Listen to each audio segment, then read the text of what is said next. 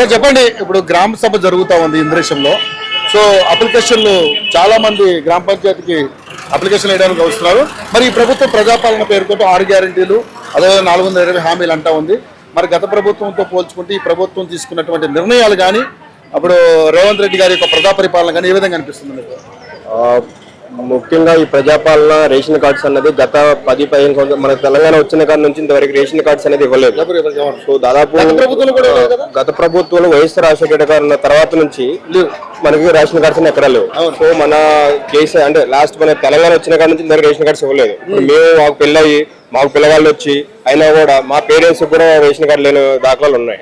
So ఇదంతా ఏంటి అంటే ఇప్పుడు కొత్తగా వచ్చిన కాంగ్రెస్ గవర్నమెంట్ ఇప్పుడు ఏదైతే రేషన్ కార్డ్స్ తీసుకొచ్చిందో చాలా మందికి కొత్త ఉత్సాహం ఇచ్చిన విషయమే. ఎందుకంటే చాలా మందికి ఏదైనా మన ప్రజాపాలనలో ఏదైనా స్కీమ్స్ అప్లై చేయాలన్నా కూడా చాలా మంది రేషన్ కార్డు లింక్ చేశారు, కొన్నిటికి చాలా మంది లింక్ చేశారు. సో ఈ లింక్ చేసినప్పుడు ఏమవుతుందంటే చాలా మంది అప్లై చేసుకునే పరిస్థితిలో ఉన్నారు. ఇప్పుడు ఏదైతే మళ్ళీ ఇప్పుడు మనం రీసెంట్ గా మళ్ళీ చాలా లేట్ చేశారు ఇప్పటికి, కాకపోతే ఇప్పటికి మళ్ళీ తీసుకొచ్చి ఇప్పుడు ప్రజాపాలన ఇప్పుడు గ్రామ సభలు పెట్టేసి ఎప్పుడైతే ఇది తీసుకొచ్చారో చాలా మంది అప్లై చేసుకున్నారు. కాకపోతే ఇందులో ప్రాబ్లం ఎక్కడ వస్తుందంటే ఇలాంటి ఇంద్రేశం గ్రామ పంచాయతీలు ఏంటంటే గతంలో పోల్చుకుంటే ఇక్కడ జనాభా దాదాపు 1500 మంది ఉన్నారు. ఇప్పుడు దాదాపు 5000 మంది దాటి ఉన్నారు. అంటే ఇక్కడ మైగ్రేట్ పీపుల్ ఎక్కువ ఉన్నారు అనమాట. అంటే మన తెలంగాణలోనే వేరే వేరే డిస్ట్రిక్ట్ నుంచి ఉన్నారు. అయితే ఇదంతా ఏంటి అంటే కనీసం అట్లీస్ట్ మన వాళ్ళకి ఇప్పుడు ఇతని తెలంగాణలో కానీ లేకపోతే అప్లై చేసుకునే సౌభాగ్యం ఇప్పుడు ఏమన్నారంటే వాళ్ళు ఎక్కడైతే మీకు రేషన్ కార్డు ఉందో అక్కడికి వెళ్ళి అప్లై చేసుకోని అంటున్నారు. ఈ రోజు యాక్చువల్ గా సెలవు కాదు, సెలవు దినం కాదు, ఎట్టి సెలవు ఇవ్వలేదు. ఇవి అందరూ ఆఫీసులో ఉంటారు. ఇక్కడ ఏంటి ఇప్పుడు మేము ఇక్కడ ఉంటున్నాం కాబట్టి ఇక్కడికి వచ్చి అట్లీస్ట్ అప్లై చేసుకోగలుగుతాం, కానీ మేము ఇక్కడ ఊరు వెళ్ళి అప్లై చేసుకుంటే కష్టం అవుతుంది. సో అట్లీస్ట్ ఆ ఫెసిలిటీస్ ప్రొవైడ్ చేయాల్సింది. సో ఎక్కడైనా అప్లై చేసుకోండి, మేము అప్లికేషన్ అక్కడ ట్రాన్స్ఫర్ చేస్తాము, లేదంటే మేము వెరిఫై చేసి ఓకే అంటే మేము అప్రూవ్ చేస్తామంటే బాగుండేది. ఎందుకంటే చాలా మంది చూస్తే పాప మార్నింగ్ షిఫ్ట్ లో ఉన్నారు, ఈరోజు సెలవు పెట్టి ఉన్నారు. ఇప్పుడు మార్నింగ్ 10 అని చెప్పారు గ్రామ సభలు మార్నింగ్ 10 పెడితే అందరూ సెకండ్ షిఫ్ట్. అంటే ఇక్కడ మా ఇంద్రేశ్వరంలో మెయిన్ ఏంటంటే మా పీనట్ టౌన్షిప్ అండి. సో మా ఊరు దాదాపు 99% అందరూ మ్యానుఫాక్చరింగ్ వాళ్ళు ఉన్నారు. అంటే మార్నింగ్ షిఫ్ట్లు, మధ్యాహ్నం షిఫ్ట్, నైట్ షిఫ్ట్ వెళ్ళే వాళ్ళు ఉన్నారు. పాపం ఈ రోజు షిఫ్ట్లు కూడా వాళ్ళు పోస్ట్ పోన్ చేసుకుని మరి ఇక్కడ ఉన్నారు. అంటే మార్నింగ్ లో కంప్లీట్ చేసుకుని సెకండ్ షిఫ్ట్ వెళ్దామని ఉన్నారు. కానీ సెకండ్ షిఫ్ట్ కి 2 o'clock పెట్టారు. మళ్ళీ ఇప్పుడు 2 o'clock షిఫ్ట్ పోతుంది, డే అంతా పోతుంది.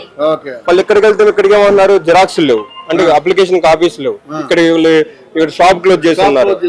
ఇబ్బంది అంటే ప్రాపర్ గా డీటెయిల్ గా అంటే మీకు ఇది కావాలి ఇది ఇస్తున్నామని ముందు నుంచి అట్లీస్ట్ జనాల్ని అవేర్నెస్ క్రియేట్ చేసినట్లయితే చేసినట్లయితే ఇష్యూస్ ఉండేవి కావేమో అని మా ఉద్దేశం. కాకపోతే ఓవరాల్ గా ఏంటంటే ఎప్పటి నుంచో ఈ కూరుకుపోయిన విషయాన్ని మళ్ళీ రేషన్ కార్డ్స్ అనేది కొత్త విషయం. కాకపోతే ఇందులో మళ్ళీ ఏమన్నారంటే కొత్తగా అప్లై చేసుకునే వాళ్ళకి లేదు. అట్లీస్ట్ మీరు నాకు పెళ్లి అయిపోయి ఇద్దరు పిల్లగాళ్ళు 4 ఉంటే మీ వెళ్ళి మీ ఫ్యామిలీ అంటే మీ మదర్ దాంట్లోనే యాడ్ అవ్వాలి తప్ప నీకు కొత్తగా సపరేట్ గా అప్లికేషన్ ఇవ్వని చెప్పేసి ఒక అంటున్నారు. ఈ ఇష్యూ బాగా ఇప్పుడు మాట్లాడుతూ కూడా సేమ్ ఇష్యూ చెప్పారు. మీ పాత రేషన్ కార్డు తీసుకురండి, కొత్త రేషన్ కార్డు ఇస్తామంటారు. అది ఇస్తామండి. ఎంతవరకు కరెక్ట్? ఇప్పుడు నా ఫ్యామిలీలో 2-3 అన్నదమ్ములు ఉంటే మేము వెళ్ళి మళ్ళీ మా పేరెంట్స్ దాంట్లో ఎలా యాడ్ అవుతాము? రేపైనా స్కీమ్ వచ్చింది అనుకోండి, మాకు సపరేట్ గా ఎలా వస్తుంది? అది రాదు కదా. కాబట్టి ఇప్పుడు ఏంటంటే మీరు ఎలానో చేస్తున్నారు, చేసేటప్పుడే ప్రాపర్ గా ఒక కొత్త ఫ్యామిలీకి సో వీళ్ళకి సపరేట్ గా ఇప్పుడు కొంతమంది ఉంటారు, ఇప్పుడు నా ఫ్యామిలీ నుంచి బయటకు వద్దాం అనుకుంటాను, వాళ్ళకు సపరేట్ గా చేస్తే ఇంకా కొంచెం బాగుండేది. ఇప్పుడు ఏమైందంటే అంతా గందరగోళంగా ఉంది. చాలా మంది ఇక్కడికి వస్తున్నారు, కొంతమంది ఏమో రేషన్ కార్డు లేని వాళ్ళు వస్తున్నారు, కొంతమంది ఏమో పాపం ఎక్కడి నుంచి వచ్చిన వాళ్ళు వస్తున్నారు.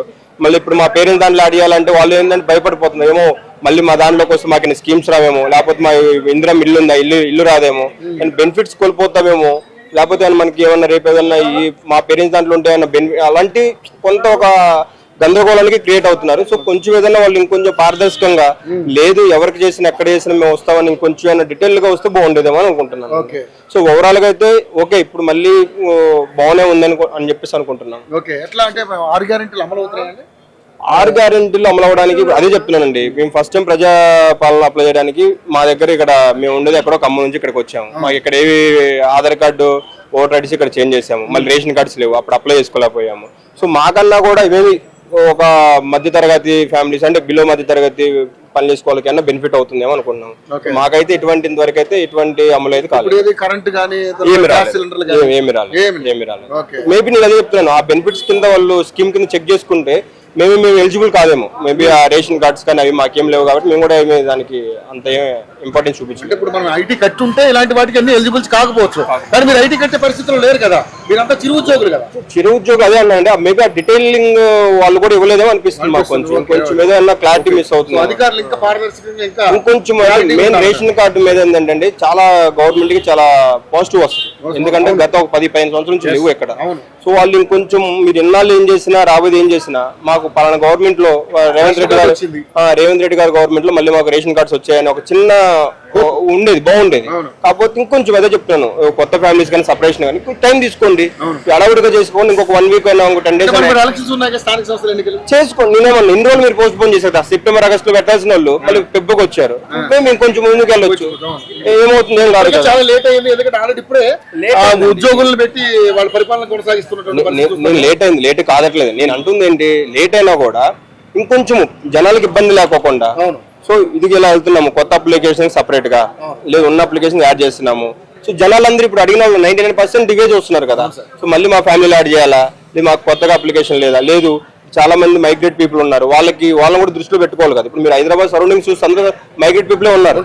మరి వాళ్ళకి కూడా నువ్వు అట్లీస్ట్ వాళ్ళని కూడా మీరు దృష్టిలో పెట్టుకొని చేస్తే ఇంకా కొంచెం బాగుండేదేమో. నేను ఇప్పుడు సెలవు పెట్టుకుని అక్కడికి వెళ్ళలేను, ఇప్పుడు ఖమ్మం ట్రావెల్ చేయలేను. ఇప్పుడు నేను ఇక్కడ ఉన్నాను అనుకోండి, ఇప్పుడు మా వాళ్ళందరూ అంతే. ఇప్పుడు మా వాళ్ళందరూ ఇక్కడ మ్యానుఫాక్చరింగ్ వాళ్ళే ఉన్నారు. మీరు ఇప్పుడు ఒక రేషన్ కార్డు కోసం చెప్పి సెలవు పెట్టుకుని వెళ్ళలేము. వాళ్ళు 1000-2000 రూపాయలు ఖర్చు పెట్టుకున్నారు, మార్చుకున్నారు. ఇప్పుడు మార్నింగ్ 10 కంటే మా వాళ్ళందరూ సెకండ్ షిఫ్ట్ వాళ్ళందరూ ఫస్ట్ షిఫ్ట్ వెళ్ళిపోయారు.